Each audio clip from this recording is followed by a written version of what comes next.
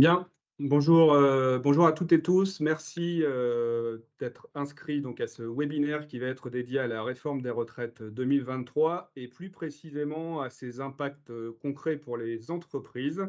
Donc j'ai le plaisir aujourd'hui d'être accompagné de Marie Martini, qui est juriste spécialisée en protection sociale pour le groupe Verspiren. Bonjour Marie. Bonjour Thomas. Et également d'être accompagné de Ludivine Baudel, qui est directrice du marché entreprise au sein des assurances de personnes de Verspiren. Bonjour Ludivine. Bonjour Thomas. Et moi-même, votre fidèle serviteur Thomas Ducor. Donc je suis le directeur de l'épargne retraite pour le groupe Verspiren. Alors avant de démarrer, quelques mots sur le volet technique et sur l'organisation de ce webinaire. Donc bien, s'il vous plaît, ne pas mettre de son ni de caméra, même si normalement cela n'est pas prévu par le Teams. Et également, vous avez possibilité de poser des questions à l'aide du chat que vous avez sur le côté. On viendra sur ces questions à la fin de la présentation. Il y aura un temps qui sera prévu hein, donc sur la fin du webinaire. Et puis, vous aurez également à l'issue de ce webinaire donc un questionnaire de satisfaction qui vous sera adressé. On vous remercie par avance pour vos retours. C'est important pour nous, bien sûr, d'avoir votre feedback sur ces interventions. Et puis, un replay sera également disponible, ainsi que le support pour ceux qui le souhaitent à l'issue du webinaire. Voilà pour la partie technique et je vous propose de démarrer notre webinaire qui va donc se comporter et se composer de 4 parties différentes. La première partie qui va être le décryptage de la réforme des retraites sur le volet juridique animé par Marie, hein, qui viendra sur sur ce sujet-là. Ensuite, il y aura une projection des impacts de cette réforme sur le volet prévoyance et frais de santé pour laquelle Ludivine vous présentera l'analyse de Verspiren sur ce volet. Et puis ensuite, on s'attardera ensemble sur les impacts pour les entreprises. Vous allez voir qu'ils sont assez nombreux sur la pratique. Et puis, on vous montrera également comment Verspiren peut vous accompagner sur ce volet, puisque vous le savez, hein, la réforme des retraites, ça a été un sujet important de 2023 au même titre que la marque employeur. Et vous allez voir qu'il y a des solutions, et c'est une bonne nouvelle, hein, pour pouvoir répondre aux besoins de vos collaborateurs et à vous-même sur ces sujets-là.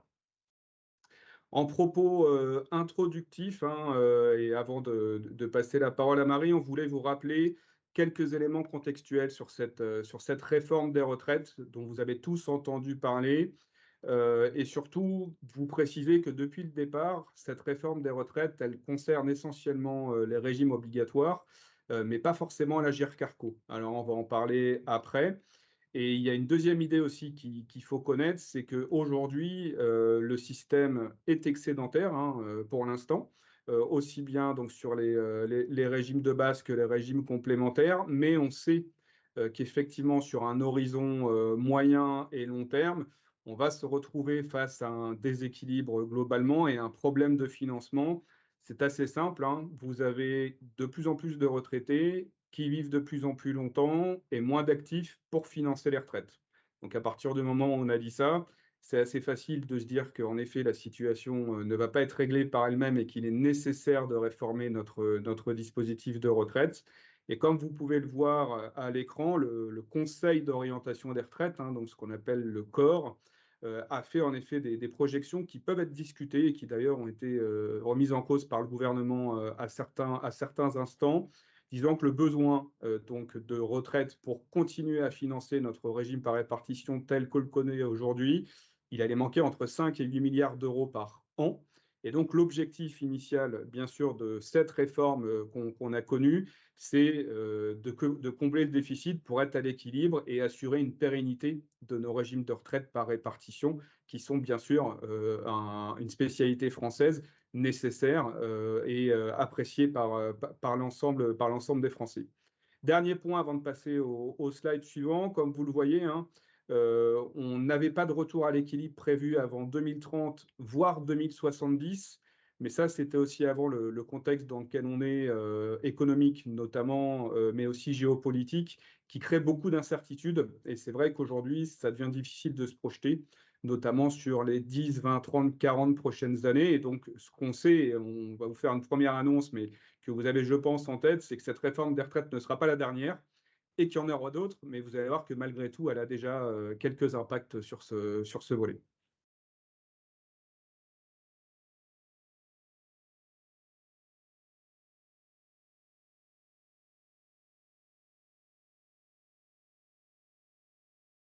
Petit problème technique qui va se régler, voilà, juste sur ce sujet. On voulait également vous rappeler que certains ont oublié, même beaucoup d'entre vous, que il y avait déjà une réforme des retraites qui avait été validée en 2019, à la fin de 2019, sous le gouvernement d'Emmanuel Macron, et qui était aussi passée via un 49.3. Je pense que on est beaucoup à l'avoir oublié pour une raison assez simple, c'est que la réforme des retraites devait rentrer en vigueur au mois de mars 2020.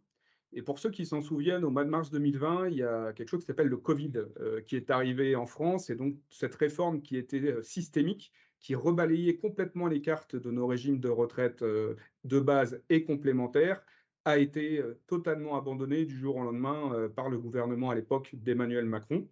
Et puis aussi, il y avait une deuxième piste qui avait été réfléchie, qui était donc d'augmenter les cotisations, aussi bien sur le volet des entreprises que pour les salariés. Et là aussi, le gouvernement a écarté, à raison, cette piste-là, puisque vous savez déjà que le taux de prélèvements sociaux en France, il est assez important. C'était compliqué de revenir dessus. À partir de là, la solution qui a été retenue, hein, c'est d'avoir une réforme qu'on appelle paramétrique. Donc, on va en modifier les paramètres et vous allez le voir juste après, qui vise essentiellement à modifier deux critères. Le premier étant l'augmentation de l'âge de la retraite, qui est vraiment le sujet qui a fait couler beaucoup d'encre sur cette début d'année, et notamment un mécontentement des partenaires sociaux sur ce volet-là. Et un deuxième aussi critère qui a été revu, c'est l'augmentation du nombre de trimestres. En effet, puisque vous allez le voir et Marie va vous le détailler, sans surprise, il va falloir travailler plus longtemps et avoir en tête qu'en France aujourd'hui, hein, on est un des pays au sein de l'Union européenne dans lequel on part le plus tôt à la retraite, avant la mise en place de cette réforme et même avec la mise en place de cette réforme.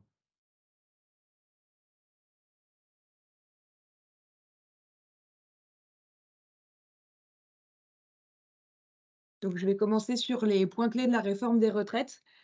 Donc, le premier sujet et le premier point, comme l'a dit Thomas, ce sont les deux premières mesures qui sont les mesures phares et les plus connues, qui ont été prises en compte pour modifier et qui sont relatives à l'âge de départ. Donc, en fait, deux grandes réformes ont eu lieu. Alors, la première, c'est l'âge légal de départ à la retraite, c'est-à-dire c'est l'âge à laquelle on peut faire valoir ses droits à la retraite. Le premier sujet, donc on va passer progressivement de 62 à 64 ans. Donc, on va avoir 3 mois en plus de départ par génération, petit à petit, donc à compter du 1er septembre de cette année. Donc, on le voit, c'est une augmentation progressive et au fur et à mesure, on va arriver pour les générations nées en 68, donc en 2032, à 64 ans. Et ensuite, ça sera stable. Donc ça, c'est la première réforme et ça, on a donc rallongé cet âge de la retraite. La deuxième chose, c'est le nombre de trimestres supplémentaires. Vous le savez, pour cotiser, pour obtenir une retraite à taux plein, il faut cotiser un certain nombre de trimestres, qu'on appelle durée de cotisation ou nombre de trimestres requis. Et donc, là, on va augmenter progressivement à 172. En fait, il faut rappeler que ces 172 trimestres étaient déjà prévus dans la réforme Touraine de 2014. Donc, on avait déjà eu la réforme qui prévoyait qu'on ait ces 172 trimestres. La différence, c'est que la nouvelle loi de réforme des retraites accélère le calendrier. Et donc là où on devait avoir qu'à partir de 1900, des générations nées en 1973, pardon, et ben désormais, ça sera pour les générations nées à partir de 1965. Donc on voit qu'on avance cette exigence. Et donc en fait, ces deux critères sont les deux éléments phares de la réforme et les deux grandes nouveautés. Il faut rappeler que cet âge de 64 ans ne sera pas opposable et donc à quelques exceptions qui sont par exemple les retraites pour handicap où on peut liquider à partir de 55 ans et c'était déjà le cas, les retraites pour incapacité permanente sous certaines conditions à 60 ans et les inaptitudes au travail, pareil, c'est 62 ans et ça n'a pas été impacté. Ce qui est important de rappeler et de voir aussi, c'est que l'âge du taux plein automatique, c'est-à-dire l'âge auquel on n'a pas de décote si on n'a pas tous ces trimestres, est maintenu à 67 ans. On aurait pu penser que, comme l'âge légal était augmenté de 2 ans, cet âge du taux plein aurait été augmenté. Ça n'a pas été le choix, donc il y a jusqu'à 67 ans. Le deuxième point, qu'a cherché la réforme, c'est de favoriser l'emploi des seniors. Donc la première réforme, ça a été la réforme du cumul emploi-retraite.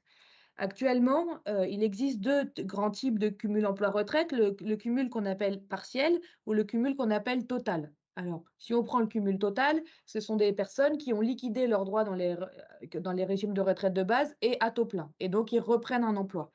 Jusqu'à présent, quand on reprenait un emploi, on recotisait pour sa retraite, mais on ne créait pas de nouveaux droits. La nouveauté de la réforme, c'est que désormais, pour ces personnes en cumul intégral emploi-retraite, ils peuvent générer une nouvelle pension de retraite. Cette nouvelle pension est plafonnée à 5% du plafond annuel de la sécurité sociale, ce qui représente 2 199,60 € par an pour l'année 2023. Pour en bénéficier, il faut respecter une carence, donc 6 mois si vous reprenez l'emploi chez votre ancien employeur.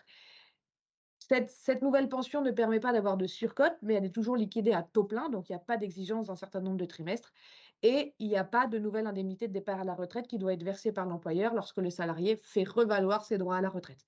Donc ça, c'est une vraie nouveauté, qui va être incitatif pour pouvoir augmenter ses droits à la retraite, ce qui n'était pas possible jusqu'à présent. Peut-être ce qu'on peut dire, Marie, en complément, avant de passer à la retraite progressive, c'est qu'en effet, cette réforme du cumul emploi-retraite, pour l'instant, elle ne touche que le régime de base Oui. et que des négociations sont en cours au niveau de l'Agirc-Arrco, qui représente quand même 75% de la pension retraite d'un salarié cadre, notamment quand il part à la retraite, pour voir ce qui s'appliquera ou non en termes de cumul emploi-retraite on va dire, la mesure qui est en train de se préparer, de ce qu'on en entend, la tendance, pardon, ça serait qu'il y aurait aussi de nouveaux droits qui seraient générés au niveau de la GER-Carco dans le cadre d'un cumul emploi-retraite. Mais attention, ça reste encore à valider de manière définitive. Merci Thomas pour ces compléments. Donc le deuxième point, c'est pareil, c'est toujours pour favoriser l'emploi des seniors, pardon. Et là, c'est la question de la réforme de la retraite progressive. La réforme de la retraite progressive, elle permet de poursuivre provisoirement une activité réduite tout en percevant une partie de sa pension de retraite. Et le but, il est de favoriser la transition entre l'activité et sa cessation et d'éviter aussi que on liquide trop vite et que ça permet de rester plus longtemps dans l'emploi. Actuellement, pour pouvoir liquider la retraite progressive, il faut avoir l'âge légal moins 2 ans. Donc, c'était 62 ans moins 2 ans, donc 60 ans. Et il fallait avoir 150 trimestres pour pouvoir demander à liquider et à bénéficier donc de cette retraite progressive. Donc ça, c'est important et l'emploi-retraite, le cumul emploi-retraite nécessite, de bien sûr, d'avoir une activité qui est mécaniquement réduite. Donc la réforme, vise plusieurs, schémas. La première chose, c'est qu'elle augmente le périmètre des personnes concernées. Avant, c'était uniquement les salariés du privé, donc le régime de base de la sécurité sociale. Désormais, c'est l'ensemble des régimes de base qui peuvent en bénéficier. Donc ça concerne la fonction publique, les avocats, voilà, c'est élargi. Ça permet aussi aux salariés qui ne sont pas soumis à une durée légale du travail, qui sont par exemple les VRP, les pigistes, de bénéficier aussi désormais de ce cumul emploi-retraite sous réserve d'une diminution du revenu professionnel. Le but, il est toujours le même, il est de pas de cumuler intégralement son revenu et sa pension de retraite. Il est vraiment d'avoir un équilibre des deux. Désormais, l'employeur ne peut s'opposer à la demande du salarié que pour incompatibilité de la durée du travail demandée par le salarié avec l'activité économique de l'entreprise. Il y aura certainement un beau contentieux à venir sur cette notion, puisqu'elle n'est pas plus définie que ça dans la réforme. Le salarié va demander à son employeur de passer en cumul emploi-retraite et l'employeur a 2 mois pour répondre. Et s'il ne répond pas, eh ben, la demande est réputée acceptée par le salarié. L'âge d'accès à la retraite progressive est également reculé. Donc, on était à 60 ans, on est désormais à 62 ans pour garder les 2 ans inférieurs à l'âge légal qui passe à 64 ans. Et donc, pour les salariés entre 61 et l'atteinte des 64 ans, bah, c'est de la même façon, ça va augmenter progressivement d'un trimestre par année de naissance. Donc, c'est la même cadence que pour la liquidation et pour les 64 ans.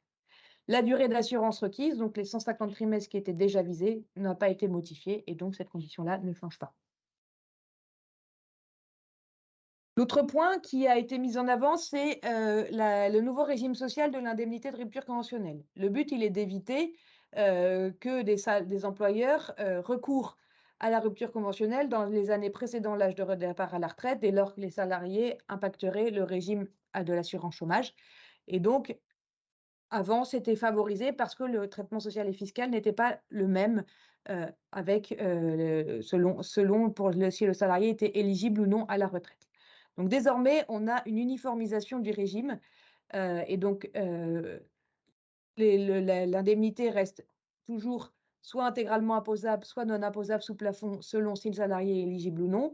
Mais désormais, quelle que soit la situation du salarié, il est assujetti à cotisation de sécurité sociale. Non, pardon, c'est l'inverse. Il est exclu pour la fraction non imposable. Pardon.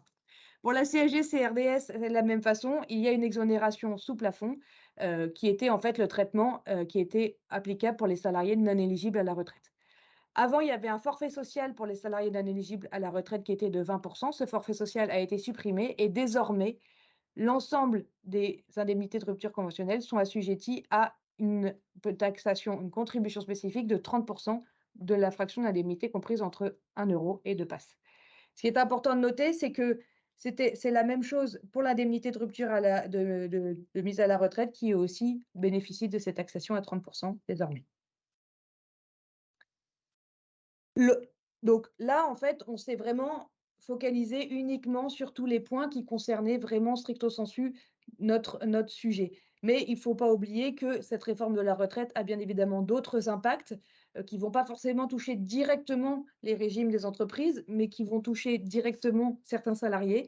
Donc, on va les évoquer rapidement sans forcément rentrer dans tous les détails, mais il est important de les avoir en tête aussi en fonction des différentes situations et des négociations qui pourraient s'ouvrir dans l'entreprise sur ces sujets-là.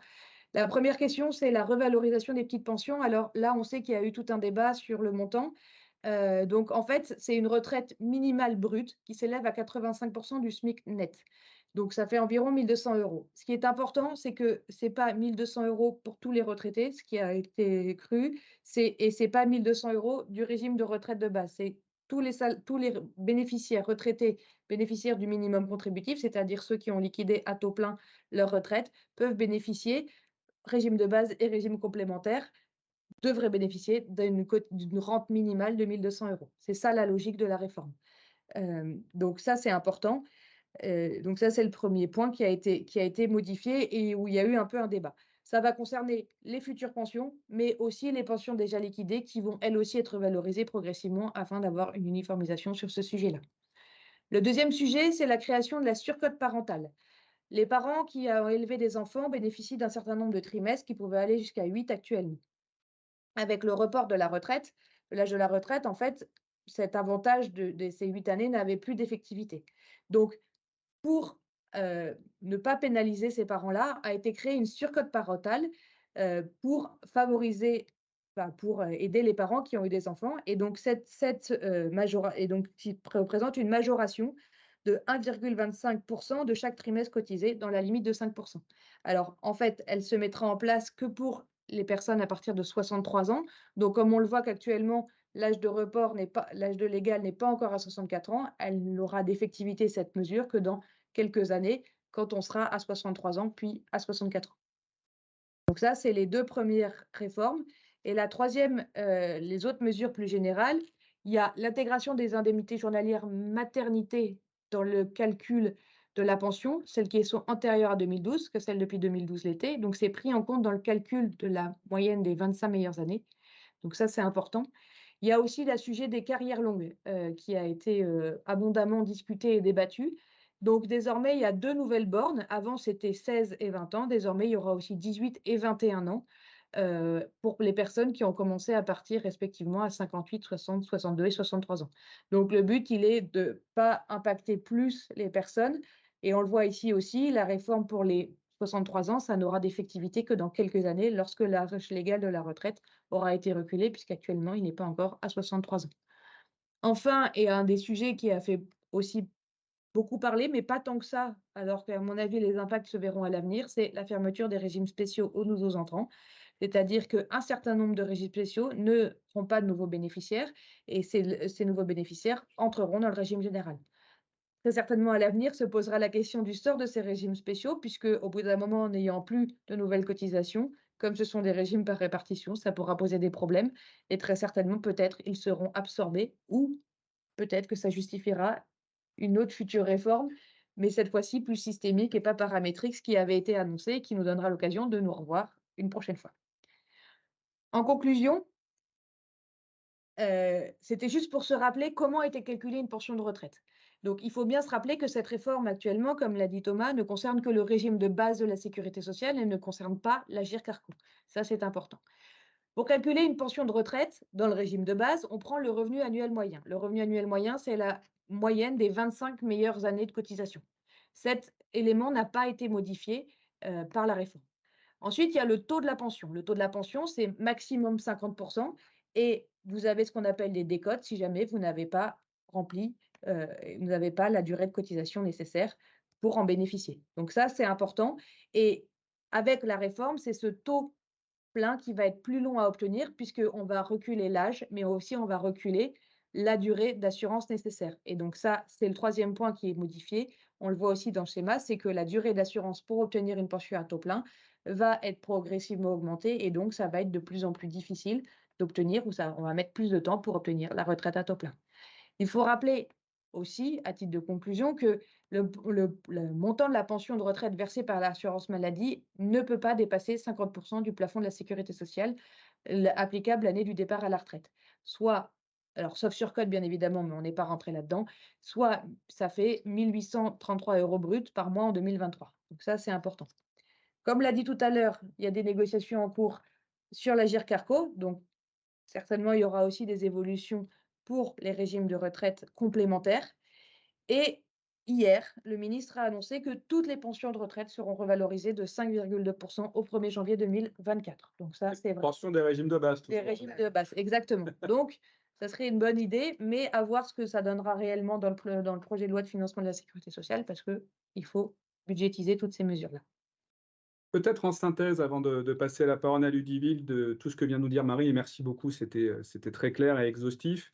Vous partagez l'expérience qu'on a avec nos clients chez Verspiren sur ce qui sont vraiment les 3 big deals de cette réforme des retraites. Donc, vous l'avez compris, le premier, c'est le cumul emploi-retraite, qui concerne aujourd'hui 500 000 bénéficiaires en France, hein. C'est un dispositif qui est très utilisé et on pense qu'avec la réforme évoquée par Marie, il va encore plus se développer.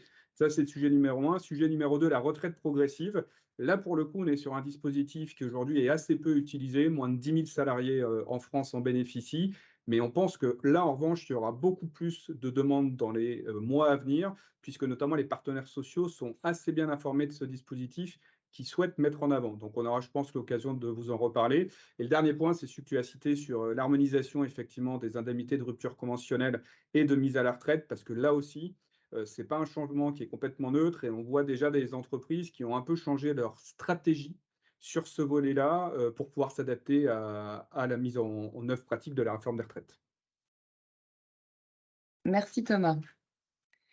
Je vous propose de faire un petit focus sur l'impact des régimes de la réforme des retraites sur les régimes de prévoyance et frais de santé. Petit aparté qui nous semble pertinent à la lumière de la réforme des retraites, puisque pour nombre d'entre vous, vous pilotez les régimes de prévoyance et frais de santé collectifs, donc ceux qui sont proposés à vos collaborateurs. Et il nous semblait important de vous faire eh bien, profiter de l'expertise Verspiren sur cette projection que nous avons établie des impacts de la réforme des retraites. Sur toutes les évolutions qui ont été annoncées par Marie, je vais m'attarder sur celle du report de l'âge légal minimum de 62 à 64 ans. Pourquoi? Eh bien, tout simplement parce que 2 années supplémentaires d'activité représentent 2 années supplémentaires de couverture par les régimes d'entreprise, prévoyance et frais de santé. À l'exception, on l'a évoqué tout à l'heure, je ne reviens pas en détail, des cas de départ qui sont maintenus à 55, 60, voire 62 ans. On le verra juste après, ça nous intéresse également grandement dans le cadre de cette projection d'impact.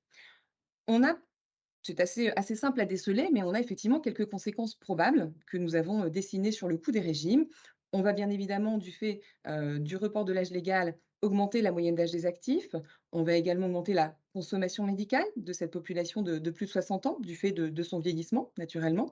Nous allons aussi, de par cette augmentation de 2 années de la couverture sur le régime prévoyance, augmenter la probabilité des décès de cette population couverte. Et on peut également présumer une hausse du recours à l'arrêt de travail, incapacité, invalidité pour les plus de 60 ans. Et nous pouvons également craindre que, cette couverture serve d'alternative, à l'allongement de la durée d'activité et qu'effectivement les collaborateurs, choisissent entre guillemets «l'option», de l'arrêt de travail plutôt que de poursuivre leur activité pendant les 2 années souhaitées. Ce cadre étant posé, il nous a quand même semblé important de quantifier et de projeter, l'impact de cette réforme. Nous avons donc fait appel à notre actuariat, à notre direction actuariale, de manière à ce que celle-ci puisse analyser, à la lumière du portefeuille assuré Verspiren et quantifier pour vous, et c'est tout l'objet de ce partage, l'impact de la réforme des retraites. En introduction, une évolution de la pyramide des âges, donc quelques éléments démographiques. Je ne vais pas revenir sur ce que Marie a expliqué, clairement il y a quelques instants, à savoir le relèvement progressif de l'âge légal de départ à la retraite. Mais vous le voyez sur le schéma qui vous est présenté sur la gauche, vous avez la répartition, par tranche d'âge des assurés, accompagnés et pilotés par Verspiren. Et on voit bien que plus l'âge va croissant, donc vous avez toute cette partie, vert foncé qui correspond aux moyennes d'âge qui sont déjà établies et vous avez pour les tranches d'âge les plus élevées, donc de 60 à 64 ans et 65 ans et plus, cette projection avec cette partie vert un petit peu plus claire qui nous projette l'évolution de la pyramide des âges du fait de la réforme des retraites. Actuellement, très schématiquement, les plus de 60 ans représentent 7 de la population couverte par Verspiren. À terme, celle-ci représentera 10. Et donc, on a estimé une augmentation progressive de la population des plus de 60 ans de plus de 65 à l'horizon 2030. Donc, une fois qu'on a posé ce fait, cet élément, statistique, eh bien, effectivement, il nous faut, pouvoir partager avec vous sur l'impact sur le risque prévoyance et le risque frais de santé, puisque bien évidemment, il y en aura un. L'intérêt pour nous était de vous quantifier celui-ci et de vous indiquer s'il nous semblait très significatif ou mesuré. On va d'abord faire un petit focus sur vos contrats frais de santé, donc les dépenses de santé communes, hospitalisation, médecine, optique dentaire et autres. Vous avez devant vous un schéma qui vous est proposé dont voilà, les données sont également extraites du portefeuille des assurés Verspiren, donc de l'ensemble des assurés accompagnés par Verspiren et assurés par Verspiren. Vous avez en ordonnée le montant des sommes engagées, que ce soit les dépenses de santé ou les remboursements Verspiren, et vous avez en abscisse, eh bien, les différentes tranches d'âge. Ce que vous constatez sur le schéma le supérieur, le schéma gris, c'est l'évolution des dépenses de santé en fonction de l'âge. Et on voit bien, on va aller très schématiquement, on voit bien qu'à partir de 60 ans, les dépenses de santé évoluent significativement à la hausse. C'est relativement logique. Plus on prend de l'âge, plus on a besoin d'un accompagnement en matière de santé. Et on voit aussi que les remboursements Verspiren, donc c'est la ligne orange, évoluent également à la hausse. Bien évidemment, l'évolution est un petit peu plus contenue puisqu'en tout état de cause, les remboursements Verspiren seront toujours plafonnés à hauteur de la garantie souscrite par l'entreprise.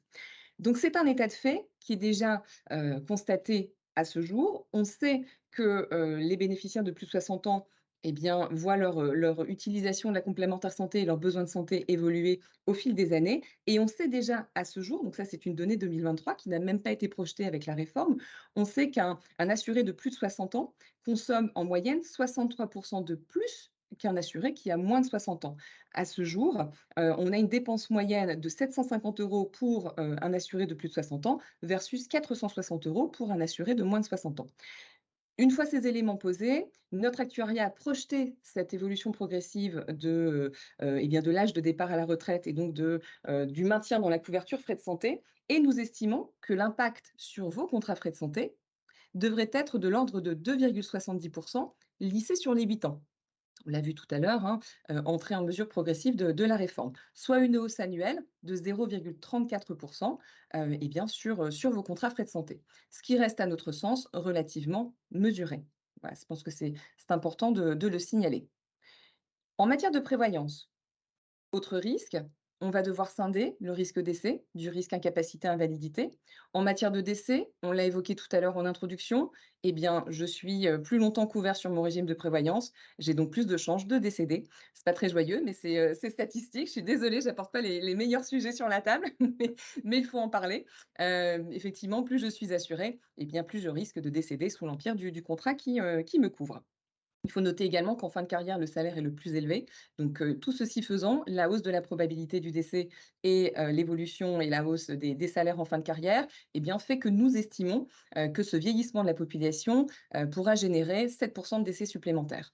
Mais quoi qu'il en soit, l'impact sur le risque prévoyance au global serait de l'ordre de 2,92. Donc on est également inférieur à 3 sur 8 ans, soit une hausse annuelle de 0,36. Vous voyez, ça reste aussi relativement mesuré. Sur la partie incapacité-invalidité, là, va de nouveau faire une sous-distinction. On va distinguer l'incapacité. Là, effectivement, on considère qu'il y aura sans doute une augmentation du nombre d'arrêts pour les assurés de plus de 60 ans, majoritairement chez les non-cadres, du fait des secteurs d'activité et effectivement des différences d'activité entre cadres et non-cadres. Il est important aussi de signaler que nous avons bien évidemment pondéré notre projection d'impact en fonction de la durée de franchise et du statut du collaborateur. Durée de franchise, puisque bien évidemment, plus votre contrat prévoyance aujourd'hui prévoit une franchise longue, plus l'impact sera faible. Donc, on vous a schématisé l'impact en incapacité, puisqu'on considère que globalement, il sera également inférieur à 3 sur 8 ans. Mais il faut savoir que si nous rentrions dans le détail, on considère que pour une population, cadre ou avec une franchise longue, on est à moins de 1. Donc en fait, sur l'incapacité, on est entre moins de 1 et moins de 3 en fonction eh bien des solutions que nous avons, retenues. En matière d'invalidité, c'est important de le signaler et c'est ce qui nous «sauve» entre guillemets, hein, pardonnez-moi pour le terme, mais c'est ce qui nous sauve un petit peu en matière d'impact en prévoyance. Pour ceux d'entre vous qui pilotaient déjà des régimes de prévoyance, il y a, 13 ans maintenant, eh bien, vous avez, subi à l'époque comme nous la réforme de 2010, qui elle avait relevé l'âge pour le passer de 60 à 62 ans. Mais ce relèvement de l'âge de départ à la retraite concernait également les personnes en invalidité. Et pour mémoire, je vais faire très vite puisque ce n'est pas l'objet de cet échange. Souvenez-vous que, de fait, ce rallongement de 2 ans, imposait, eh bien, un surprovisionnement, à la charge des assureurs pour pouvoir assumer ce risque supplémentaire de garantir l'invalidité pendant 2 années. Et donc les organismes assureurs avaient eu la faculté de lisser ce delta de provisionnement sur 5 ans. Et rappelez-vous, ça avait complètement bloqué le marché à l'époque puisque si vous souhaitiez, à l'époque, résilier votre contrat de prévoyance alors que votre assureur n'avait pas encore provisionné l'intégralité du delta de provision, vous lui étiez redevable pardon, d'une indemnité de résiliation. Donc ça nous soulage énormément puisque comme on l'a vu à plusieurs reprises, les invalides, les personnes handicapées, les personnes en incapacité continueront à bénéficier d'un départ à 55, 60 ou 62 ans. On ne va pas se mentir, c'est un petit peu ce qui nous sauve en matière de prévoyance. Si on avait de nouveau eu un report de l'âge en matière d'invalidité, on serait sans doute reparti sur un système et des impacts équivalents à la réforme de 2010. Donc voilà très schématiquement pour cette partie décès, un cap et un val. Tout ça pour dire que nos actuaires nous ont significativement aidés et leur expertise nous permet de vous dire que nous considérons que l'impact de la réforme des retraites en frais de santé et prévoyance reste relativement mesuré puisqu'au global, sur tous les risques confondus, on est à moins de 3 sur 8 ans. Pour autant, on se permet quand même d'ouvrir un petit peu le champ et sortir un petit peu de la réforme des retraites puisque oui, l'impact de la réforme nous semble mesuré, mais il faut quand même vous rappeler que le contexte est tendu et on se permet tout simplement d'aborder les autres impacts à venir. On sort un petit peu du champ de ce webinaire. Sachez que vous serez conviés à un webinaire prochain qui sera dédié au renouvellement, aux évolutions, au contexte, frais de santé, prévoyance. Mais voilà, ayons en tête quand même que, pour 2024 et les années à venir, on attend une nouvelle évolution du plafond de la sécurité sociale qui pourrait être assez conséquente. Aujourd'hui, on entend entre 5 et 5,5 d'évolution. Une dérive des dépenses de santé, constatée tant au niveau de l'assurance maladie que voilà, du portefeuille Verspiren, puisque entre juin 2023 et juin 2022, nous avons constaté chez Verspiren une hausse de 5 des dépenses de santé. Important aussi, de jeter très simplement quelques perspectives en matière d'évolution réglementaire. Le 100 santé, vous connaissez aujourd'hui le dispositif, hein, une prothèse dentaire, une paire de lunettes et une prothèse auditive 100 remboursée. Eh bien, il faut savoir que, le 100 version 2, 100 santé version 2 est en cours de débat et viserait à intégrer l'orthodontie, les prothèses capillaires et les fauteuils roulants. Donc vous voyez aussi un impact qui peut être significatif sur les complémentaires santé.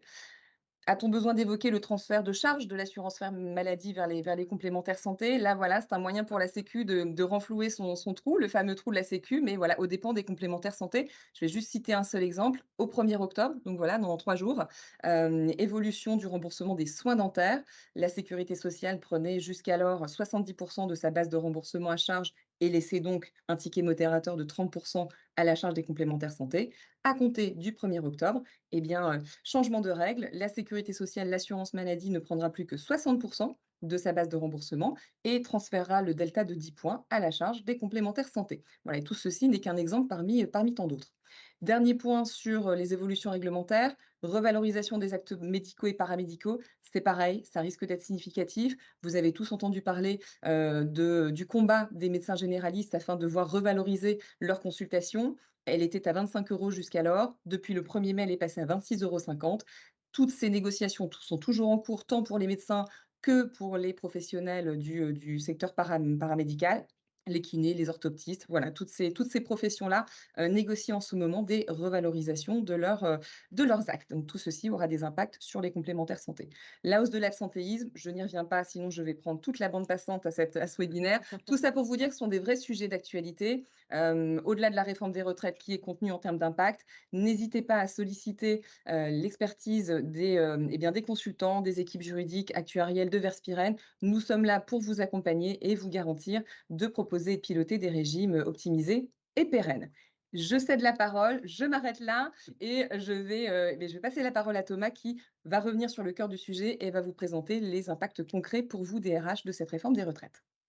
Merci beaucoup Ludivine et peut-être, rajouter en synthèse qu'on attend une évolution du pass C'est ça. 2024 aux alentours de 5 Oui, moi j'ai dit 5 ou 5,5. voilà Ouais. et exactement sur ce sujet, donc ça aura aussi un impact sur ce volet. Alors on va s'intéresser maintenant, en effet, après la partie prévoyance et frais de santé, aux impacts pour les entreprises et les directions des ressources humaines de cette réforme des retraites et de ce qui a été évoqué par Marie. Parce que vous allez voir qu'ils sont nombreux, mais la bonne nouvelle, c'est qu'il y a possibilité de les anticiper et il y a possibilité de les co-construire avec vos salariés, et vos partenaires sociaux. Donc le 1er point qu'on voulait, vous partager, c'est que, nous, on pense, en tout cas chez Verspiren, qu'aujourd'hui, le collaborateur va devenir vraiment au centre de ce qu'on appelle sa stratégie retraite. Et en effet, l'emploi des seniors, c'est le sujet qui a été mis en avant, globalement par le gouvernement. D'ailleurs, pour illustrer, hein, aujourd'hui, en France, donc sur les 55-64 ans qui sont considérés comme des seniors en entreprise, il y en a que 51 qui travaillent à l'heure actuelle, les autres étant invalides, sans emploi ou sans aucune activité, ce qui est quand même déjà un premier sujet. Et donc, on sait que pour accompagner le senior, il est nécessaire que l'entreprise mette en place à l'intérieur de celle-ci des dispositifs pour le rassurer et l'impliquer. La retraite, c'est un sujet qui est globalement assez anxiogène et pour lequel les salariés font souvent la politique de l'autruche, c'est-à-dire qu'ils ne veulent pas savoir parce qu'ils ont peur et de ce fait-là, ils ne se renseignent pas. Sauf que nous, ce qu'on pense, c'est que le rôle des directions des ressources humaines, c'est à minima de sensibiliser les salariés sur la problématique de la retraite et notamment le taux de remplacement, c'est-à-dire combien le salarié va percevoir lorsqu'il va partir à la retraite par rapport à son dernier salaire. Donc pour ça, il y a plusieurs mesures qui existent. Il y a bien évidemment déjà l'accompagnement dans la gestion administrative. Il est nécessaire aujourd'hui, et on y reviendra après, de vérifier les droits à la retraite de vos salariés et que chacun puisse commencer à les vérifier dès l'âge de 45 ans, puisque on va le voir, hein, on a parfois des surprises. Ensuite, c'est important aussi que le salarié puisse se projeter. Et une nouvelle fois, on intervient très souvent auprès de partenaires sociaux et quand on pose la question vous pensez que votre taux de remplacement va être de combien? On a souvent des réponses 80-90.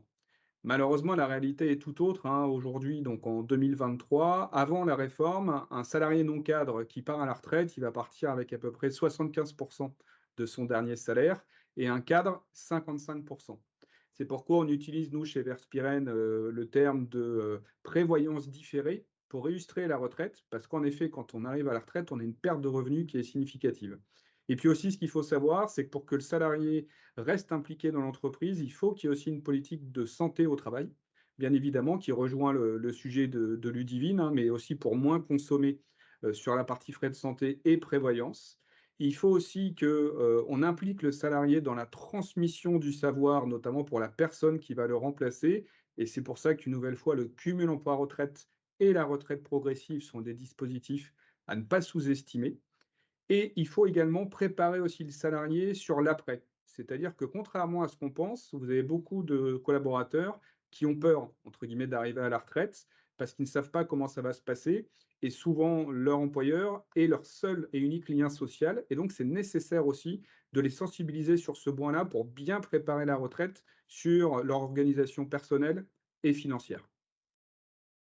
Sur le slide suivant, vous voyez aussi que, bien évidemment, ça nécessite donc d'avoir un accompagnement, comme on l'a dit, avoir connaissance de ces différents dispositifs et on est là aussi vers Spiren pour vous accompagner à communiquer sur ces sujets-là et puis, bien évidemment, dans le cadre d'une GEPP, on va le voir sur le slide, sur le slide d'après, pouvoir anticiper et négocier avec les partenaires sociaux la mise en place de plans à destination des seniors. Alors vous le voyez ici, pareil, le schéma peut paraître, peut-être compliqué et j'espère qu'il est lisible.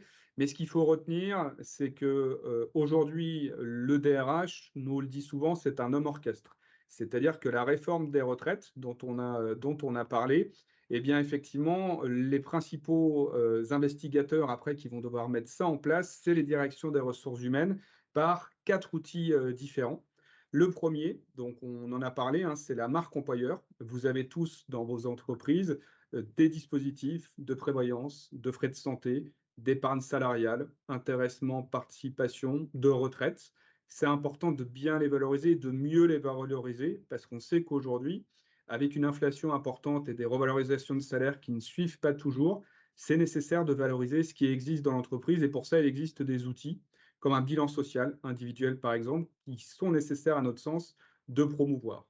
La deuxième chose, on en a parlé aussi, c'est la qualité de vie au travail. Et ça, l'objectif, c'est une nouvelle fois comment faire pour que mes seniors travaillent plus longtemps et travaillent plus longtemps en bonne santé.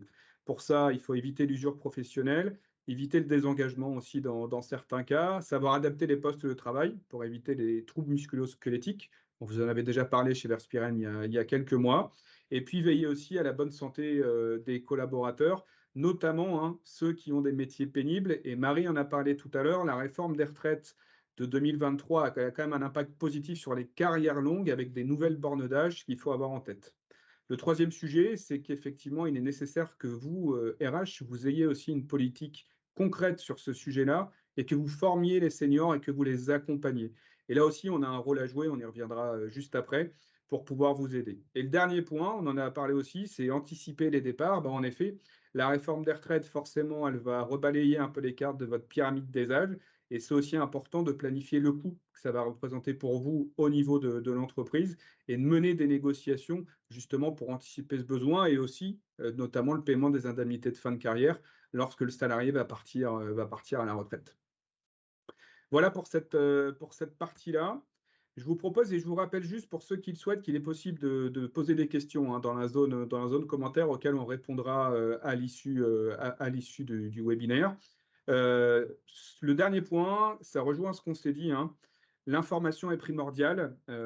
Se rapprocher des organismes de retraite. Alors là, comme vous l'a dit Marie, hein, on est sur une réforme des retraites qui, pour la première fois, rentre en vigueur en cours d'année.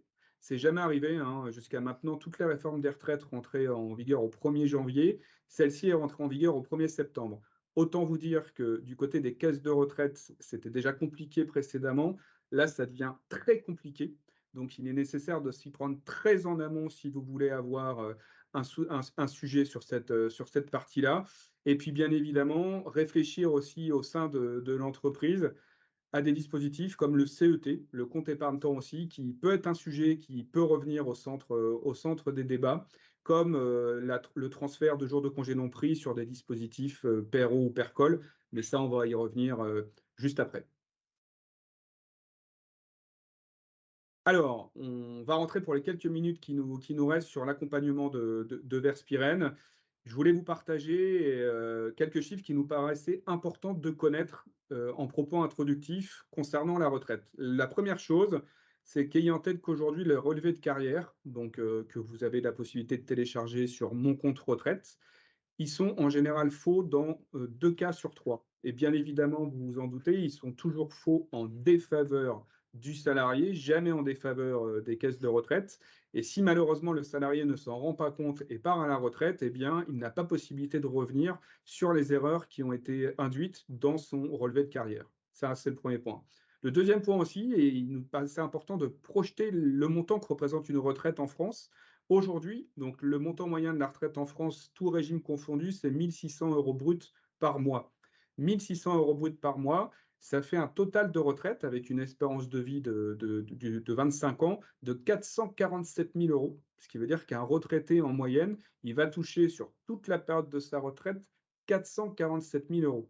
C'est important de poser ce chiffre parce qu'une nouvelle fois, il ne parle pas forcément et vous avez beaucoup de personnes qui pensent qu'elles vont partir à la retraite et malheureusement décéder prématurément. Ce n'est pas le cas. Sachez qu'en tout cas, jusqu'à maintenant, en France, l'espérance de vie n'a fait qu'augmenter et que la courbe commence peut-être à s'inverser. Elle s'est déjà inversée dans d'autres pays, mais en tout cas, on a une espérance de vie qui est importante. Le deuxième volet qu'il faut avoir aussi en tête, c'est qu'aujourd'hui, on va être bientôt en octobre 2023 et il y a 4 ans, il y a une petite révolution sur la partie épargne retraite qui s'appelle la loi Pacte qui a été créé en octobre 2019, qui avait pour objectif, donc au niveau du gouvernement, de faciliter l'accès aux dispositifs de retraite pour les salariés et surtout d'en faciliter la compréhension et la lisibilité et le transfert. Alors, il y aurait beaucoup de choses à dire sur ce sujet, puisqu'en définitive, c'est sans doute pas si simple, mais ce qu'on peut par contre vous dire de manière certaine, c'est que les objectifs du gouvernement sont plutôt atteints, même très atteints, puisque, il était prévu qu'il y ait 3 millions de bénéficiaires d'un PER à la fin de l'année 2022. Au moment où on se parle, il y a plus de 7 millions de bénéficiaires, aussi bien par l'intermédiaire de leur entreprise qu'à titre individuel. Les encours également, il était prévu qu'il y ait à peu près 50 milliards d'euros. Eh bien, c'est plus de 80 milliards d'euros aujourd'hui sur ces dispositifs. À relativiser tout de même, hein. Sachez qu'en France, hein, le montant moyen qui est consacré aux retraites, au paiement des retraites par an, c'est 350 milliards d'euros. Donc, vous voyez que 80 milliards d'euros pour les PER, on est quand même très très loin de ce qui est dépensé pour la partie des retraites obligatoires. Et l'autre sujet aussi, c'est que les dispositifs de retraite qu'on appelle par capitalisation, donc supplémentaires, hein, qui viennent en complément de ce qui est versé par les régimes obligatoires, et bien aujourd'hui, ils représentent que 3 du montant total des retraites versées. Il y a plein de raisons à ça, hein, bien évidemment, notamment le fait que les retraites en France, c'est de la répartition, mais on va voir que c'est quand même en train de progresser, assez significativement. Pour illustrer, cette partie-là, il faut savoir aussi qu'on a mené une enquête auprès des salariés, hein, qui sont clients, des entreprises Verspiren. 80 d'entre eux anticipent une perte de pouvoir d'achat à la retraite. Donc là déjà, il faut savoir qu'ils ont raison, hein, et c'est tous qui vont avoir une perte de pouvoir d'achat à la retraite. Très peu, moins de 35 connaissent avec précision la date à laquelle ils vont pouvoir partir à la retraite et ont une idée de ce qu'ils vont percevoir. Et là aussi, on pense que les RH ont un rôle à jouer pour montrer du doigt, entre guillemets, cette information et dire aux salariés, attention, vous allez avoir un sujet derrière. Et le dernier point, c'est qu'un tiers des salariés qui n'épargnent pas ne savent tout simplement pas comment faire et attendent de l'aide de l'employeur, donc de l'entreprise, pour leur mettre le pied à l'étrier sur ce dispositif, soit via l'épargne salariale, soit via l'épargne retraite et les dispositifs de retraite supplémentaires. Ces chiffres illustrent, hein, le manque criant de connaissances qu'il y a aujourd'hui sur la retraite, mais qui, à notre sens en tout cas, va quand même changer parce qu'on pense qu'en 2024, après l'année 2023 qui a été l'année de la marque employeur, 2024 sera vraiment une année assez focalisée sur la politique des seniors et sur la gestion des seniors. Alors pour illustrer et pour terminer, hein, ce propos avant de passer aux questions-réponses, on a la possibilité, bien évidemment, dans les équipes Verspiren, de vous accompagner, aussi bien sur la partie prévoyance, frais de santé, comme vous l'a rappelé Ludivine, que sur la partie retraite et épargne salariale. Et en tant que courtier, vous savez que nous sommes un courtier indépendant, on a la chance de pouvoir vous conseiller en toute liberté. Et donc, notre méthodologie, qu'elle soit sur la partie, une nouvelle fois, des assurances de personnes au global, elle commence toujours comme un médecin, eh ben, par un diagnostic. Donc, on va commencer par regarder ce que vous avez mis en place ou ce que vous n'avez pas mis en place sur les différents sujets, et puis s'assurer que ce que vous avez en place est optimisé. Et si ce n'est pas le cas, on vous proposera bien sûr des pistes d'amélioration. Le deuxième volet, il est aussi important, et ça, c'est la partie de Marie, mais c'est le volet juridique qui, sur ces dispositifs, a de l'importance également. Il faut avoir des dispositifs en conformité avec les obligations réglementaires. Et ça, nous, on les évalue de manière tout à fait objective et on vous dit si vous avez des risques potentiellement ou non. Et bien évidemment, si on identifie des risques, on vous aide à bien évidemment les maîtriser. Le troisième point, c'est que eh bien, chaque client ayant une problématique particulière, nous, on est spécialisé dans l'accompagnement sur mesure. Donc, on vous proposera toujours des solutions qui nous paraîtront adaptées à votre démographie, à vos besoins, à votre secteur économique. C'est aussi important. Nous, on a chez Verspiren des benchmarks, par exemple, sur le volet retraite de taux d'équipement des entreprises, fonction de leur localisation géographique, fonction du nombre de salariés, fonction de leur secteur d'activité. Et ça permet voilà, d'avoir des idées de ce qui se pratique chez vos concurrents, notamment, toujours dans l'objectif d'utiliser les dispositifs de protection sociale complémentaire comme un outil pour attirer les salariés et les fidéliser. Et puis le dernier point, une fois qu'on a donc balayé les 3 premiers sujets, on vous propose bien évidemment de mettre en œuvre des solutions identifiées qui peuvent être sur le volet retraite de plusieurs types. Ça peut être un accompagnement, donc notamment via des formations, via des bilans retraite qu'on peut réaliser pour le compte de vos salariés, donc sous forme de prestations de services où on intervient sur ce volet-là, ou également, bien sûr, hein, la mise en place, le suivi et la gestion de contrats de retraite et d'épargne supplémentaire, au même titre d'ailleurs qu'en prévoyance ou en frais de santé, où on peut vous accompagner aussi bien sur le conseil que sur la gestion de l'ensemble de vos dispositifs. Nous arrivons au terme de ce webinaire et on vous remercie pour votre participation et on espère avoir été clair sur ce sujet. Je crois que nous avons une question que je vois sur le film, et il y en a peut-être d'autres qui concernent la gestion des carrières longues. Alors, la gestion des carrières longues, eh ben, en effet, c'est un sujet important puisque, fonction de votre secteur d'activité, vous pouvez avoir des salariés qui ont commencé à travailler tôt et qui, du coup, vont devoir, en effet, travailler dans certains cas plus longtemps. Donc, l'idée de cette gestion des carrières longues, c'est comment vous, en tant que RH, vous pouvez les aider et comment nous, on peut vous aider en tant que RH sur le sujet des carrières longues. Je vous prends un exemple très précis. On a un de nos clients là qui vient de nous demander, par exemple, d'aller animer une formation dédiée à leurs salariés sur la retraite progressive pour bien leur expliquer le fonctionnement de celle-ci, l'intérêt qu'ils auraient à pratiquer de la retraite progressive et les avantages et les inconvénients de chaque dispositif.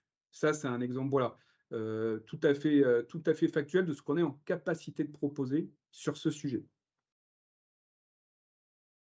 Alors, je vois une autre question, madame Hoc. Alors, serait-il possible, mais malheureusement, je ne vois pas la suite. Je ne On sais a pas tout si sur c'est la suite. si c'est mon écran qui a du Voilà, temps à se rafraîchir. la surcote pour enfants.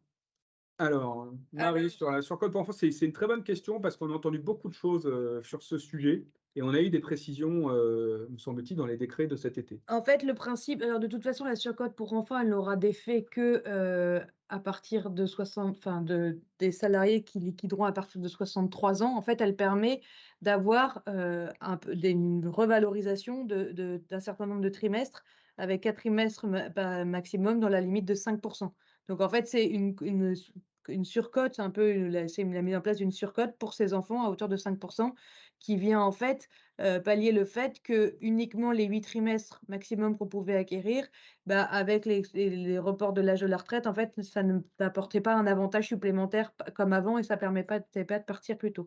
Mais en fait, ça part et comme il faut avoir un certain nombre de trimestres pour en bénéficier, surtout il faut avoir au moins 63 ans et ben, en fait, pour l'instant, comme la liquidation est à 62 ans, ça n'a pas pour l'instant d'effectivité cette surcote pour enfants. Donc elle a pas d'intérêt actuellement pour les salariés qui partiraient maintenant, mais elle en aura dans quelques temps quand l'âge légal sera à 63 ans et là, dans ces cas-là, ça leur permettra et voire même 64 ans, ça leur permettra de partir avec, plus tôt. Voilà.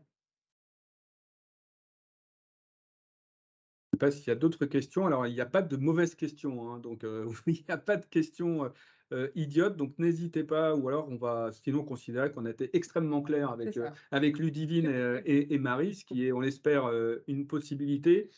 On va peut-être attendre encore une ou 2 minutes, voir s'il y a d'autres questions, et autrement, on terminera ce webinaire. Oui, puis faut pas hésiter à revenir vers nous si les questions viennent dans un second temps. Vous avez, voilà, le support sera tenu à votre disposition et n'hésitez pas à nous poser vos questions sur le contact d'ADP dédié, qui nous permettra à Thomas, Marie ou moi de revenir directement vers vous. Exactement. Alors, je vois une Question. autre, une autre question, et on vous remercie. Pour les carrières longues, avec un ou 2 enfants, pourront-ils en bénéficier? C'est une bonne question. Je ne vous cache pas que comme ça, j'ai envie de dire oui, mais je ne suis pas sûr que ce sujet ait été tranché de cette Non. manière-là. En Donc fait, c'est antinomique aussi parce qu'il faut avoir 63 ans pour bénéficier de la surcote voilà. et la carrière longue permet de partir avant 63 ans. Donc, Exactement. Donc du coup, on vous précisera ce point-là, mais c'est vrai que ça nous paraît pas forcément logique au vu de ce qui a été prévu. Et je vois une autre question: enfant après 64 ans, on a toujours les 8 trimestres? oui. La réponse est oui. Donc ça n'a pas changé.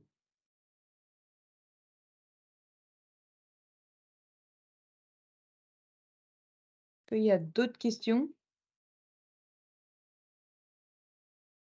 Une nouvelle fois, vous aurez possibilité de poser les questions si vous le souhaitez via l'adresse mail que vous voyez en effet à l'écran. On vous remercie. Merci mesdames, merci Marie, merci Ludivine Merci à vous. pour cette organisation, et on vous souhaite par avance une très bonne journée et également un bon appétit. Bonne journée à Merci, tous. Bonne journée. à tous. Au revoir.